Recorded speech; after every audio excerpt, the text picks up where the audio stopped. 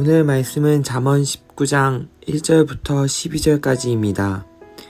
가난하여도 성실하게 행하는 자는 입술이 패역하고 미련한 자보다 나으니라. 지식 없는 소원은 선하지 못하고 발이 급한 사람은 잘못 가느니라. 사람이 미련함으로 자기 길을 굽게 하고 마음으로 여호와를 원망하느니라.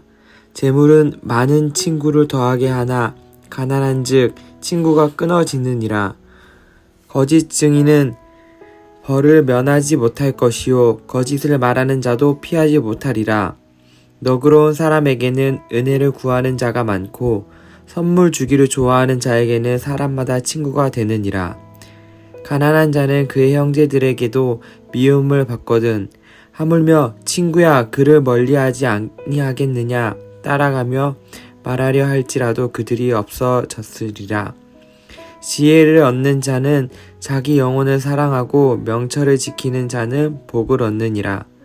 거짓 증인은 벌을 면하지 못할 것이요 거짓말을 뱉는 자는 망할 것이니라.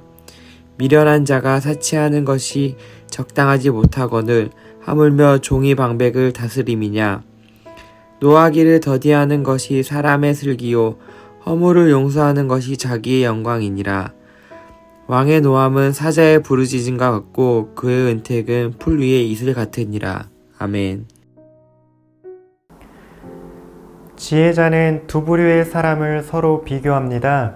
1절에 보면 가난하여도 성실하게 행하는 자는 입술이 패역하고 미련한 자보다 나으니라 이렇게 말하는데요.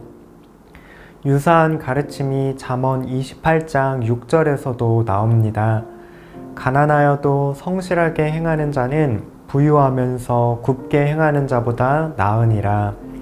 이 두 구절을 종합해보면 입술이 패역하고 미련한 자는 누구를 가리키나요? 곧 부유하면서 굽게 행동하는 사람을 가리키고 있습니다. 지혜자는 가난하여도 성실하게 행하는 자와 부유하지만 패역하고 미련한 자 사이를 비교합니다. 가난한 것이나 부유한 것은 그 자체만으로는 선한 것도 악한 것도 아닙니다. 하지만 지혜자가 말하고 싶은 것은 저마다 처한 환경에서 마음속에 어떠한 가치를 추구하느냐 이것이 중요하다는 사실입니다. 잠언 말씀을 통해서 우리가 추구해야 할 가치가 무엇인지 함께 살펴보도록 하겠습니다. 미련한 부자는 눈에 보이는 것만을 소중히 생각하는 그런 사람들의 대표자입니다. 2절에서 보면 그는 지식이 없는 소원을 가지고 있다라고 말을 하고 있습니다. 잠언에서 말하는 지식은 하나님을 아는 지식을 말합니다. 미련한 부자는 이러한 지식이 없습니다. 그의 발은 욕망을 따라 사는데 급급하여 바른 길로 가지 못합니다. 3절에서는 사람이 미련함으로 자기의 길을 굽게 하고 마음으로 여호와를 원망한다 말합니다. 이처럼 미련한 부자는 입술에서부터 마음을 지나 발걸음에 이르기까지 하나님의 뜻과는 정반대의 길로 걸어갑니다. 이 사람의 눈에는 보이지 않는 하나님 나라의 가치는 별로 중요하지 않습니다. 하나님의 가치를 세상의 가치로 뒤집어 버립니다. 미련한 부자가 이러한 시도를 하는 대표적인 장소는 법정입니다.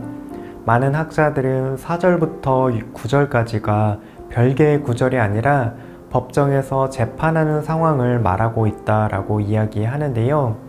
부유한 자가 가난한 자와 송사할 때의 모습이 4절부터 9절까지 나옵니다.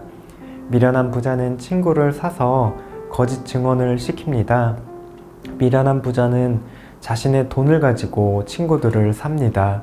너그럽게 도움도 주고 선물도 많이 줍니다. 이렇게 하는 이유가 무엇인가요? 재판에서 자신을 위해 거짓 증언을 시키기 위해서입니다. 반면 가난한 자는 물질적으로 가진 것이 별로 없습니다. 주위에 의지할 수 있는 사람도 없습니다. 가난한 자는 눈에 보이는 것 무엇 하나 의지할 수 없는 비참한 처지에 있습니다.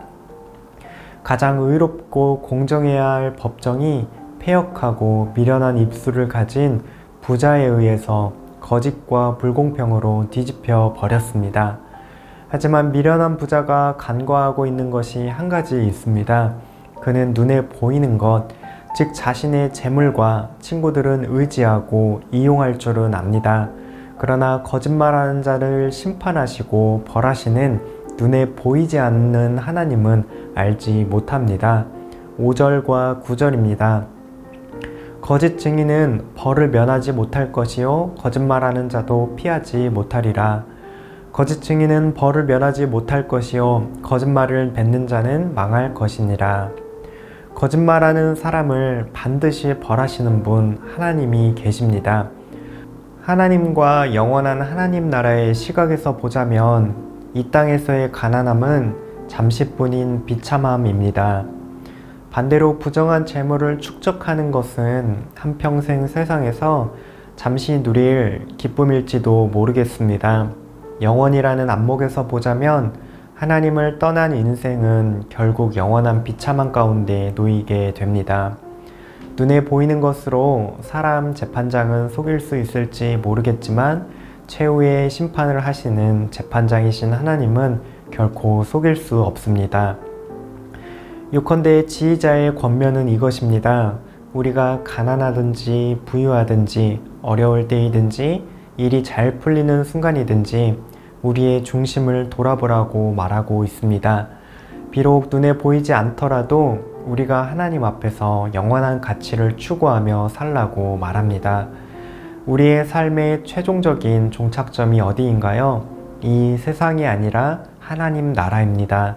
그렇기 때문에 우리가 참으로 소원하고 의지하고 우리가 따라야 할 것은 눈에 보이는 것이 전부가 아닙니다. 우리는 눈에 보이지 않는 믿음을 가지고 살아갑니다. 우리를 붙드시고 우리 발걸음을 인도하시는 하나님을 의지하며 살아갑니다. 지혜자는 때로 가난할 때에라도 환난과 어려움 당할 때에라도 하나님을 붙들며 성실하고 정직하게 행하는 것이 영원한 시각에서 가치 있는 일이라고 가르쳐 줍니다. 영원하신 하나님을 믿고 의지하며 우리에게 주어진 상황 속에서 늘 최선을 다하는 하나님 나라 백성으로 살아가시길 바랍니다. 함께 기도하시겠습니다. 잠시뿐인 세상에서 눈에 보이는 것이 아니라 영원하신 하나님을 의지하는 믿음 주시옵소서. 주어진 상황 속에서 성실하게 최선을 다하는 하나님 나라 백성 되게 하옵소서. 오늘 하루도 믿음을 가지고 영원을 사모하며 주어진 현실에 최선을 다하는 청여가족 되시기를 바랍니다.